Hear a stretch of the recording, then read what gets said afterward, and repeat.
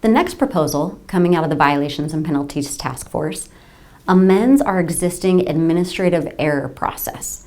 So the existing administrative error process says that if a student athlete competes and they met all NAIA eligibility requirements except they weren't on the eligibility certificate, or perhaps your team competed and the team's eligibility certificate hadn't been filed yet, in either of those cases, if it's caught soon enough for the team or if it's just one student and those students who competed were otherwise eligible, then no forfeits are required and the students aren't required to be withheld.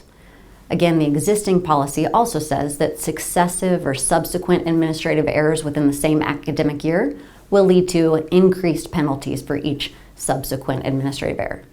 This proposal seeks to add on to that to also say that when there is an administrative error, the coach would be required to be withheld for the next upcoming contest. And the thought process from the task force behind that is that coaches have an obligation to ensure that any students that they put on the field are appropriately certified as eligible. It would not affect the fact that students are not withheld and the fact that forfeits are not required. Those pieces would stay the same. It would also state that if there are successive administrative errors with the same team within the same academic year, that the coach would have also increased or enhanced penalties for those subsequent administrative errors. So instead of sitting out for one contest, upon a coach's second administrative error, that would become 2 contests and so on.